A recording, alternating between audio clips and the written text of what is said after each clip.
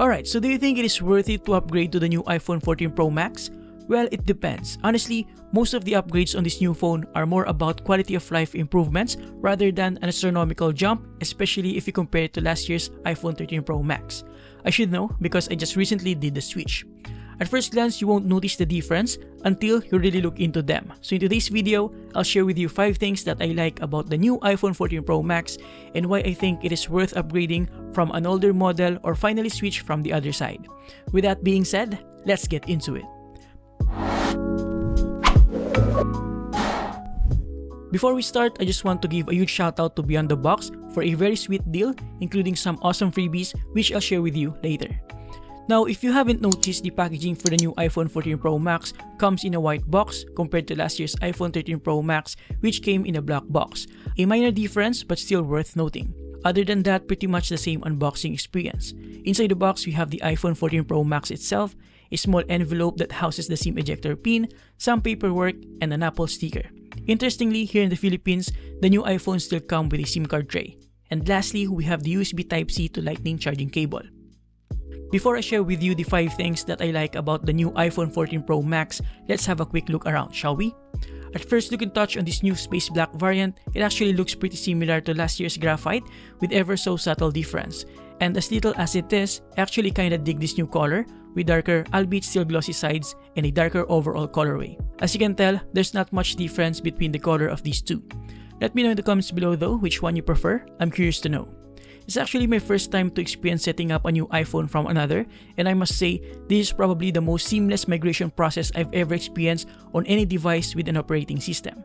After the migration, it was like nothing happened, and it didn't feel like I got a new phone, which is kinda weird to be honest. I'm so used to setting up a new phone from scratch, and this experience made me appreciate the Apple ecosystem even more. I had to set it up twice though, since it needed to update to the latest version of the iOS 16. Now, after the update, I immediately noticed the new dynamic island with a pill-shaped cutout that hides the new selfie camera and the sensors at the top center of the display. We'll talk more about that later. The bezels are also still relatively thin and uniform all around, which is quite neat. Now, we still have the ring/silent switch, dedicated volume buttons, and the SIM card slot on the left side, and the power button on the right side. However, they don't exactly match the placement of the iPhone 13 Pro Max, which means you won't be able to use the same case. Up top, we just have the antenna line, and on the other side, we have the main speaker, the lightning port, and the primary microphone. Looking at the back, we have a quite familiar design, of course with the iconic Apple logo, and the triple camera setup with a true tone flash, LiDAR sensor, and another microphone. Overall, a familiar look, but with some interesting iterations. Now, with the unboxing experience and parts overview out of the way, let me share with you the 5 things that I like about the new iPhone 14 Pro Max. The first one is the most notable one in my opinion, which is the highly anticipated Dynamic Island. The Dynamic Island, in my opinion, has 3 main functions: to hide the sensors and camera, for multitasking functionalities, and to add more style to the otherwise glaring obstruction within the display. Looking at it normally in day-to-day usage, 90% of the time, you won't even notice the camera and the sensors inside the Dynamic Island. They did a pretty decent job of blending them within the display. However, in certain angles and in close-up shots using a camera, it is visible. But trust me when I say that the only thing you'll probably notice within a normal distance is the main camera. And for the most part, the Dynamic Island doesn't bother me at all, even when watching videos, since most of the videos nowadays still use the 16:9 aspect ratio, which then hides the Dynamic Island within the side borders. I can say the same though for gaming, since most if not all are in full screen. Looking closer, you'll notice that we have a smaller pill-shaped cutout that houses the IR projector and the IR camera. And then beside it, we have the new 12-megapixel true depth camera, now with autofocus. And on each side, we have the display animation for the applications that work with the Dynamic Island. And this is why I like this new feature. It takes advantage of the otherwise ugly cutout and makes it useful while also adding some style points to it.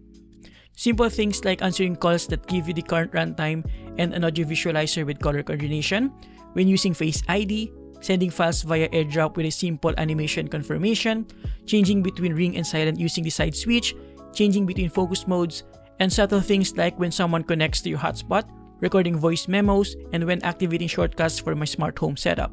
Of course, my personal favorite is when playing music using supported apps like Apple Music, Spotify, YouTube Music, and others. And that's not even the best part of it. The best part is multitasking, being able to display at least a couple of active apps like Music and Timer, Navigation Music, and others. Granted, it is quite limited right now, but I imagine more and more app developers will take advantage of this feature soon. This is a good way of monitoring and switching between apps without getting in the way of your current task. However, I wish there is a way to switch the way you toggle it. I would have preferred to show the small window when you tap it and show the full screen version when you press and hold it rather than the other way around. And lastly, this is something only a few will appreciate, but these subtle things like the very smooth animations and the further slow animation of the peel that even though users might not notice is definitely a plus for attention to detail. Moving on, the second thing that I like about the new iPhone 14 Pro Max is the improved display partnered with the new always on display feature.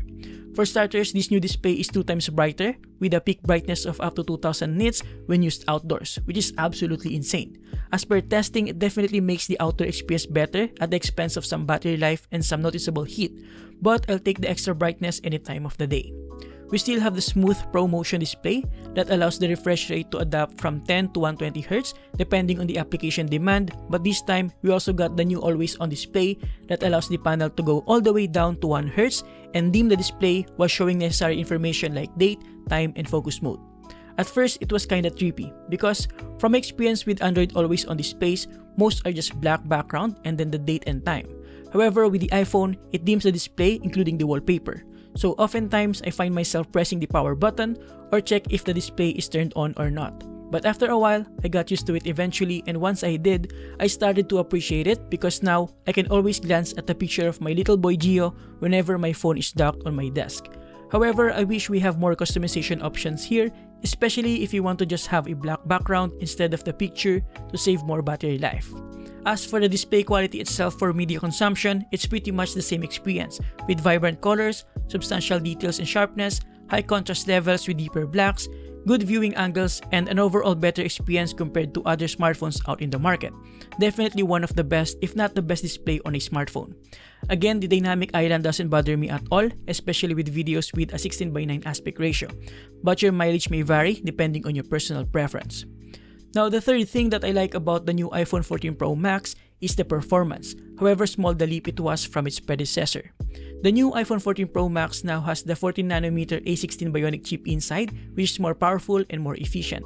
As per testing, we saw a 9.1% improvement in Antutu benchmarks, which is not quite a lot but still an improvement nonetheless.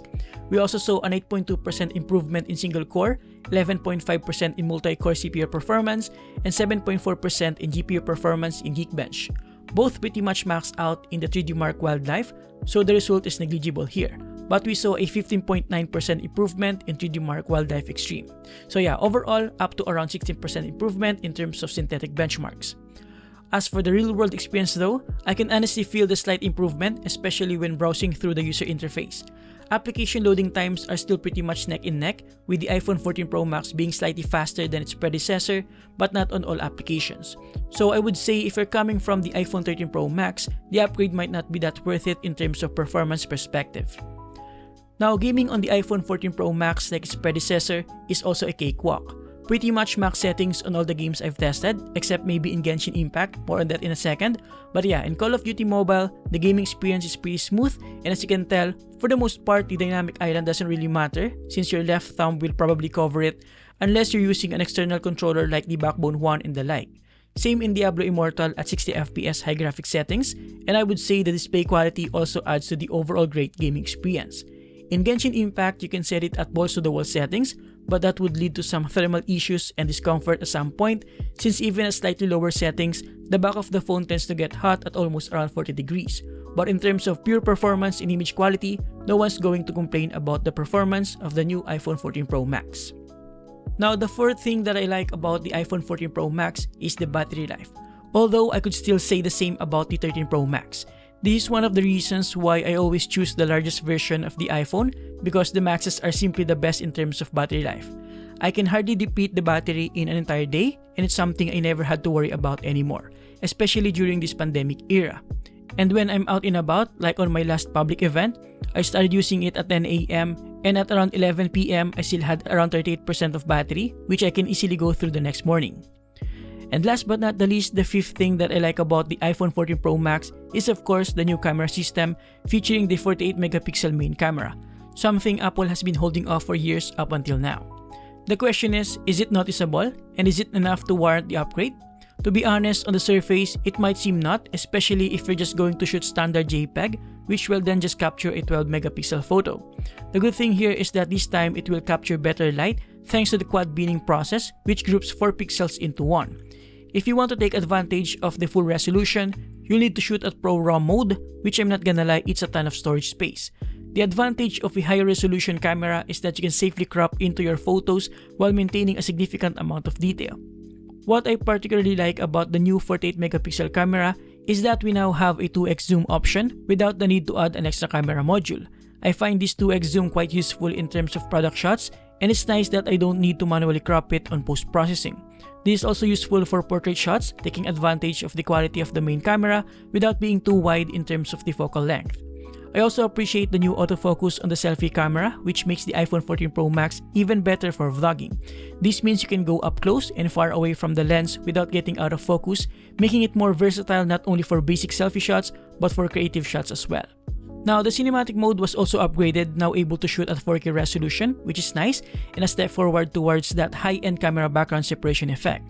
The edge detection is still quite janky though, so it definitely needs more improvement.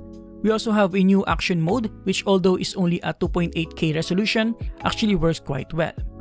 I might need more time to explore the overall quality of this new camera system, but I definitely appreciate the improvements here.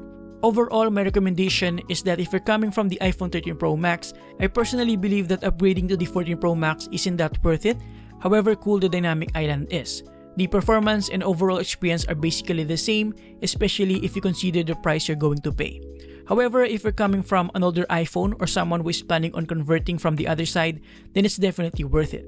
At the end of the day, it is still up to you if all the things that I mentioned here are enough reasons for you to upgrade. Now, I'm not an Apple fanboy. In fact, I'm just a recent convertee from the other side. The iPhone 13 Pro Max is literally my first ever iPhone, so I'm not gonna sit here and defend Apple for its shortcomings like the annoyingly slow and outdated Lightning port, the still lagging behind customization options, and the absurd prices of their products. But overall, my experience so far with the Apple ecosystem was nothing but joy and peace of mind because for the most part, they just work. And there you have it guys, thank you for watching. Let me know in the comments below what you think about the new iPhone 14 Pro Max.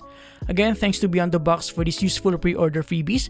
We've got a Momax Glass Pro Plus tempered glass, Momax Clear MagSafe case, Momax Q Mag MagSafe charger, Momax Q Mag Power 9 power bank, Momax One Plug 20 watts power brick, and an Urban Ears True Wireless earbuds. So yeah, I'm pretty much good to go when I got my iPhone 14 Pro Max.